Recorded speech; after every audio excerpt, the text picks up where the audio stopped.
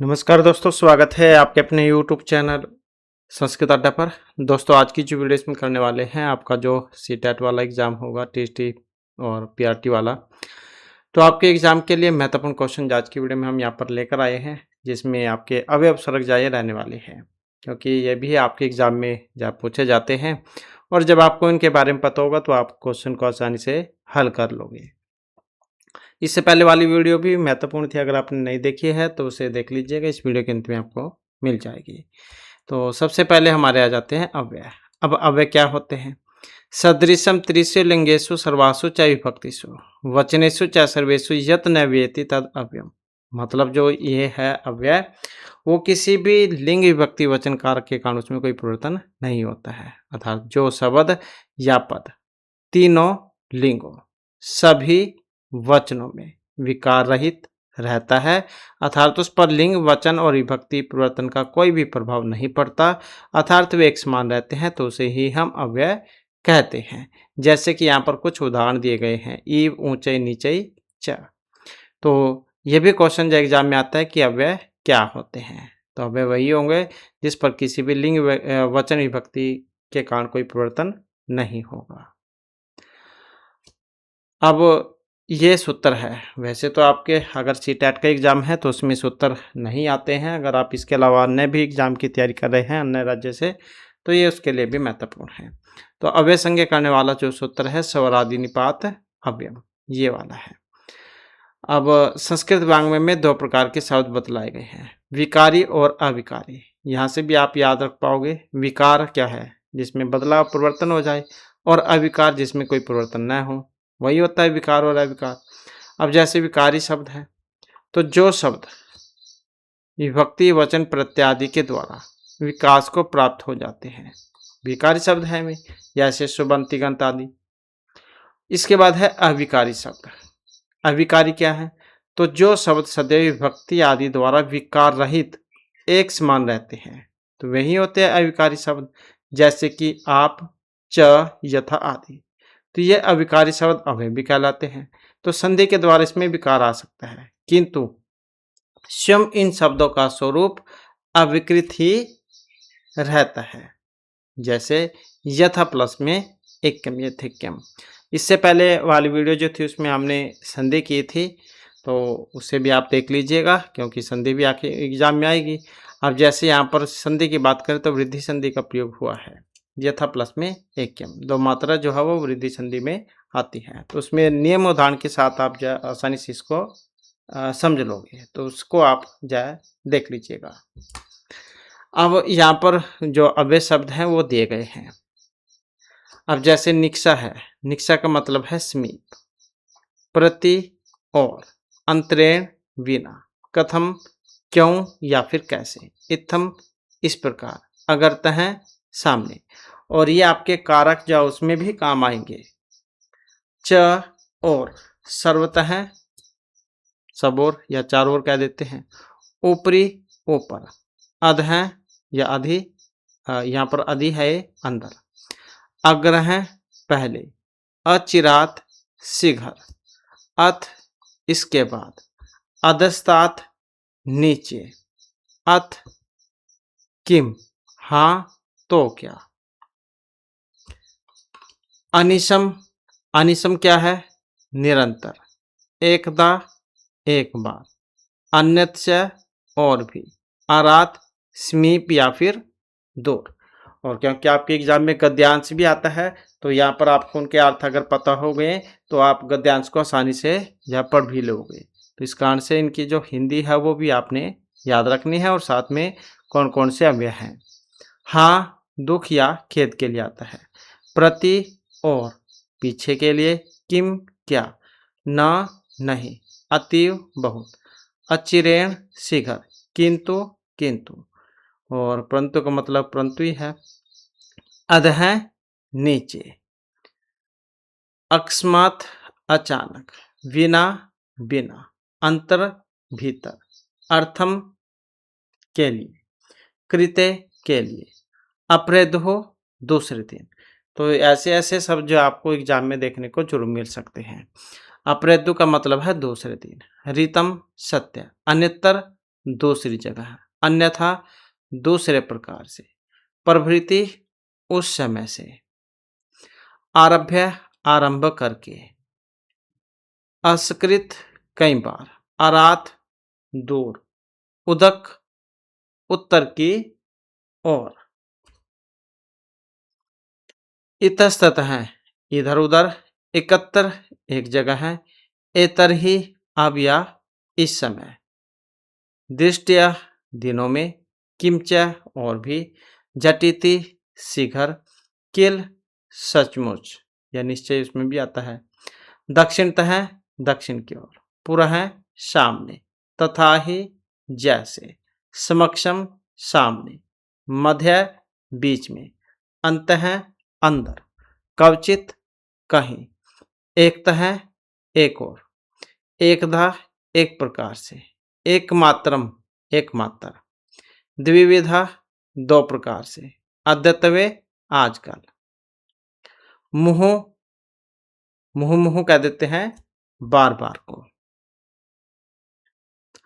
अर्वाक पहले, प्राक पहले, प्रत्यक पश्चिम की ओर, दक्षिणा दक्षिण की ओर, पृथक अलग से, कतिचित कब, तरही तब, तावत तब तक, तिरह तिरछा, नमः नमस्कार करना, उत्तरतः उत्तर की ओर,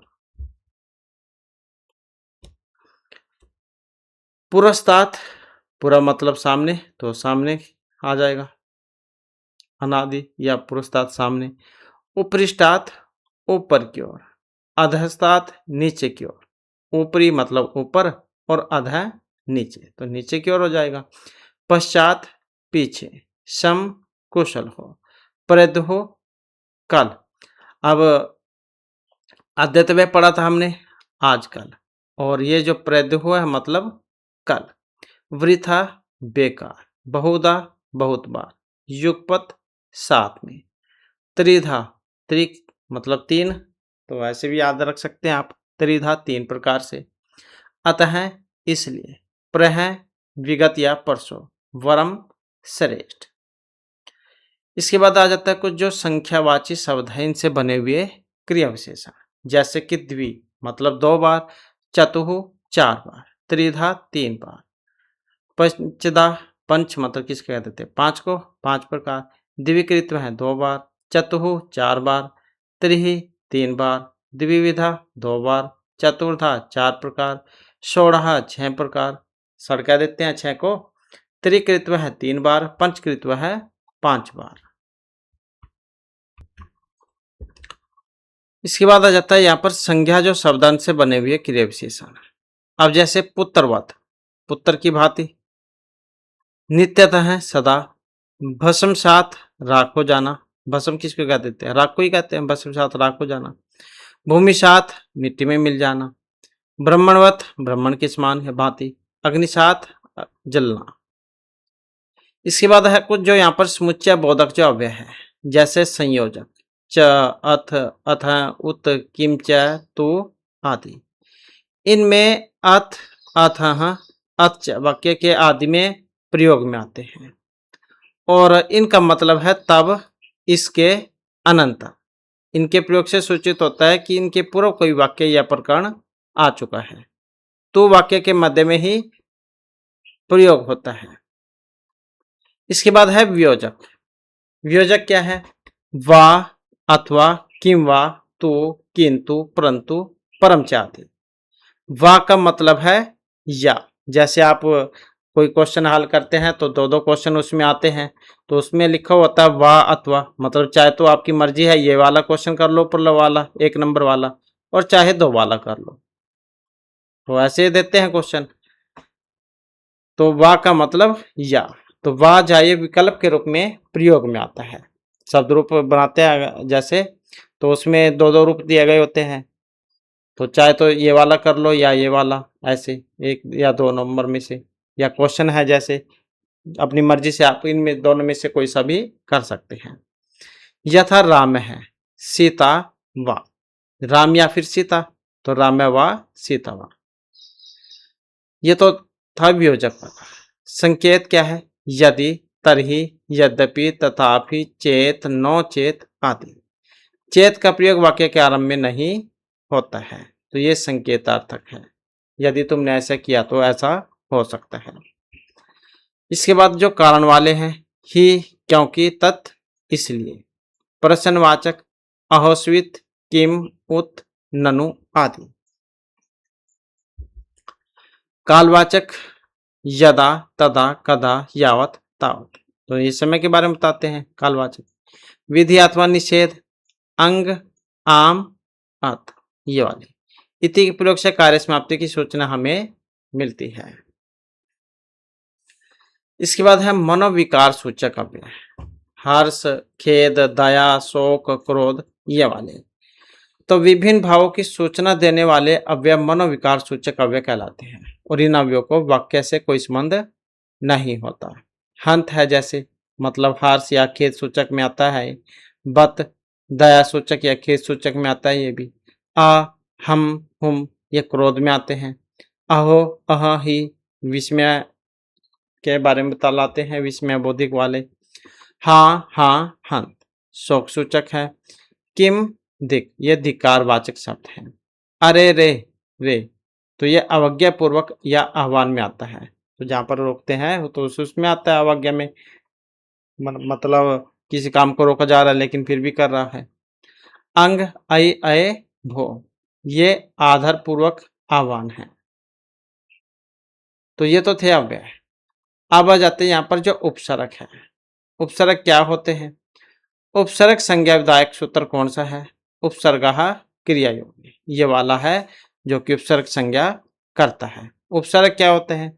जो शब्द के शुरू में लगते हैं, जैसे ये इसी को लगा लो उपसर्ग, तो ये शुरू में जो आ गया ये हो गया उपसर्ग।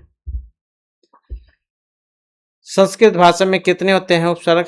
तो इनकी संख्या 22 होती है। उपसर्ग प्रयोग धातु से पूर्व किया जाता है और उपसर्ग युक्त शब्दों के प्रयोग से भाषा परिष्कृत और सुंदर लगती है। इनका प्रभाव धातुओं के अर्थ पर कई प्रकार से प्रभाव पड़ता है और ये 3 प्रकार के होते हैं। धातु के मुख्यार्थ को बांधकर नवीनार्थ का बोध कराना,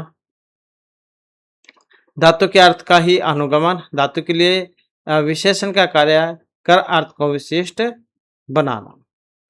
तो ये श्लोक है, इसके माध्यम से भी यहाँ पर बतलाया गया है। धातु अर्थम बाधते कश्चित, कश्चित तम अनुवर्तते, विशिष्टि तम एवार्थम उपसर्गम गति त्रिधा, उपसर्गेण धातु अर्थ बलादन्यतर नियाते।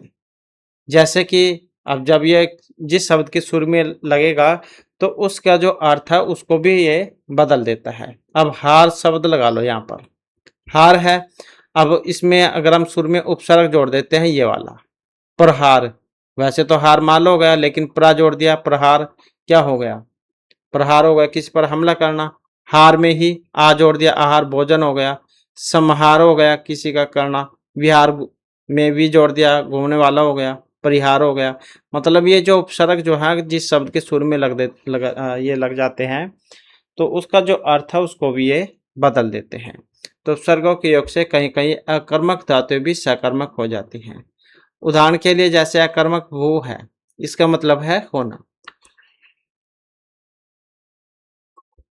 परंतु अनुपसर्ग के योग से इसका अर्थ अनुभव करना, ये सकर्मक हो गया।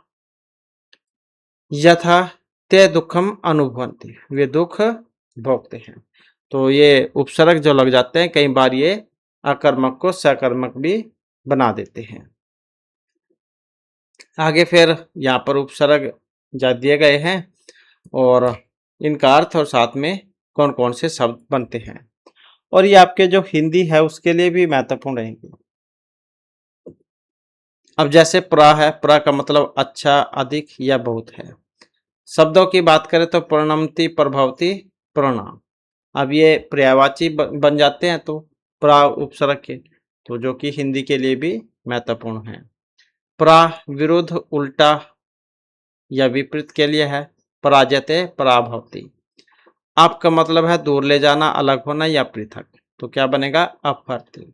इसी प्रकार से अपकरोती और अपकृत्य रूप बनते हैं। सम मतलब अच्छी तरह, साथ साथ, समकरोति समगसद्वम बनता है, अनु पीछे पीछे, अनुगस्ती अनुकरोति, अव नीचे या दूर में, अवतरती अवमान है, वि विशेष अलग होना या बिना अर्थ में, विज्ञानम वियोग है विपत, आ समन्तात तक या किंचित, आमानम आसमुद्रम, नी नीचे, निवास है न्यून है, आधि मतलब ऊपर, अधिरोहिती अधिरोहित और अधिगस्ती। अपि है भी या समीप में,